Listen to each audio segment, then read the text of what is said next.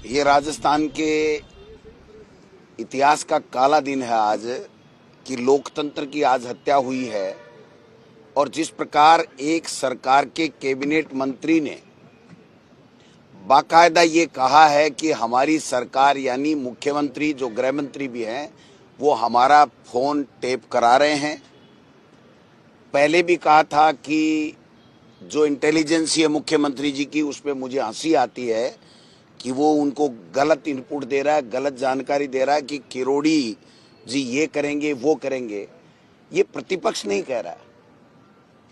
पहले जब भी किसी ने आरोप लगाए होंगे प्रतिपक्ष ने सरकार के ऊपर आरोप लगाए होंगे, लेकिन पहली बार राजस्थान के इतिहास में और मैं तो कहता हूं कि हिंदुस्तान में कोई ऐसी सरकार नहीं हुई होगी कि जिसका कैबिनेट मंत्री अपने मुख्यमंत्री के ऊपर यह आरोप लगाए कि मेरे फोन टेप हो रहे हैं और उसके बाद में एक बेशर्मी के साथ में 2 घंटे तक भाषण देना,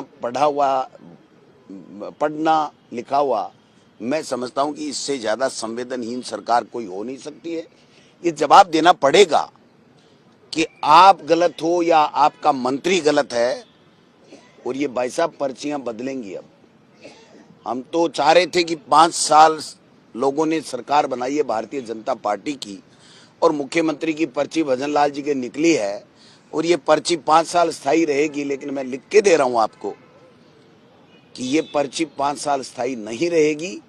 क्योंकि जब कैबिनेट मंत्री और आज से नहीं है 6-8 महीने से बार बार कह रहा है कि मेरी बात नहीं मानी जा रही है, सरकार 7 करोड़ की प्रतिदिन बिसलपुर से बजरी चोरी करा रही है, सरकार में बैठे हुए लोग करा रहे हैं, मुख्यमंत्री करा रहे हैं, उसका भी कोई जवाब नहीं। कैबिनेट मंत्री के फोन टेपिंग हो रहे हैं, उसका भी जवाब नहीं। तो ये जो समोसे खा खा के ये गोलगप्पे 2 घंटे तक दे गए, इनके लिए आती है क्या? जनता ये जानना चाहती है क्या कि आप ऐसे घुमा घुमा के अनर्गल यहां पर बयानबाजी कर जाओगे?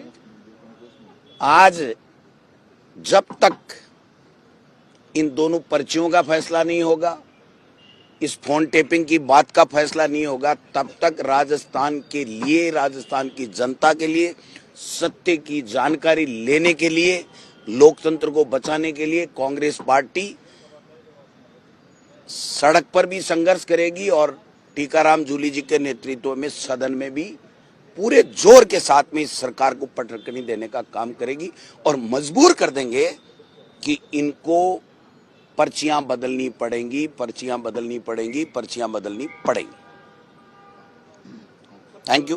आपकी आगे की तैयारी क्या रही? कांग्रेस दल की क्या तैयारी रहेगी? किस तरह विपक्ष में मैंने बताया ना, सदन में जूली साहब के नेतृत्व में जब तक ये सच्चाई नहीं आ जाती, सरकार अपना जवाब नहीं दे देती, जांच की बात नहीं कर देती, डिनाई नहीं कर देती या स्वीकार अगर किया है तो दोषियों के खिलाफ कार्रवाई नहीं हो जाती, जब तक जनता की लड़ाई है जो कांग्रेस पार्टी सदन में जूली साहब के नेतृत्व में और सड़क के ऊपर कांग्रेस पार्टी का प्रत्येक कार्यकर्ता ये लड़ाई लड़ेगा राजस्थान का अस्तित्व बचाने के लिए, राजस्थान के में लोकतंत्र बचाने के लिए, संविधान को बचाने के लिए।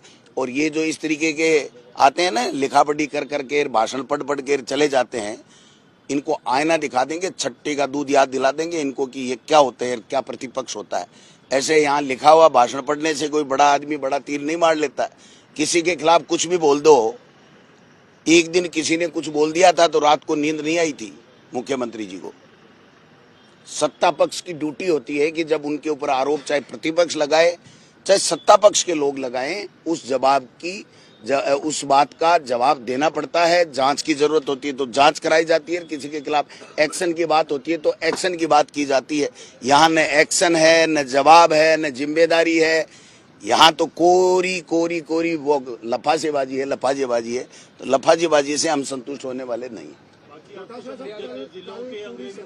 प्रयागराज जा रही है, कुंभ जा रही है, मैडम साहब अभी ये भी कह के गए कि वहीं पर मंत्री परिषद की बैठक भी होगी, इसको आप किस तरीके? कौन से मंत्री की? किरोड़ी जी जा रहे हैं क्या?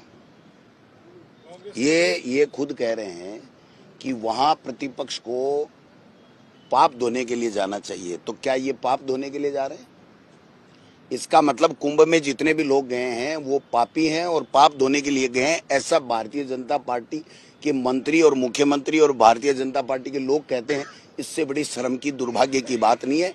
ये अपमान है, सनातन धर्म का अपमान है, हमारे देश का अपमान है और करोड़ों करोड़ों हिंदुओं की आस्थाओं का अपमान है।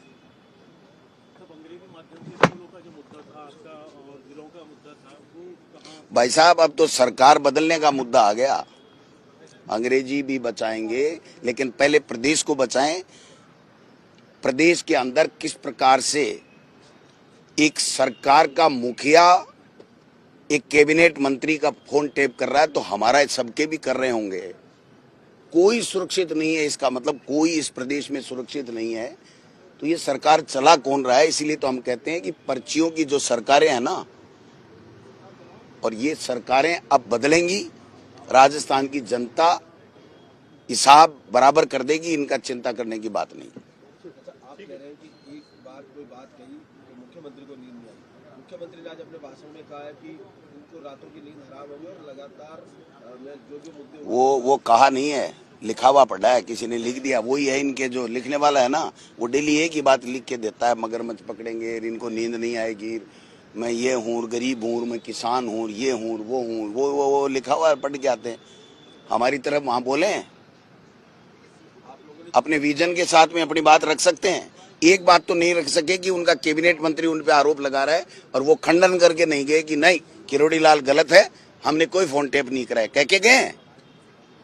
बेडम की बात कर रहे हैं आप, बेडम की सिपाही तो चेंज नहीं कर सकता। बेडम क्या है? बेडम साहब है कोई? बेडम साहब की है, आप बता देना। एक आरएसी का सिपाही चेंज नहीं कर सकते। तो मुख्यमंत्री खुद गृह मंत्री हैं, जब उनके ऊपर आरोप लगाए हैं, एक कैबिनेट मंत्री ने लगाए हैं, तो वो बच कैसे सकते हैं जवाबदारी से और जवाब से? ये बात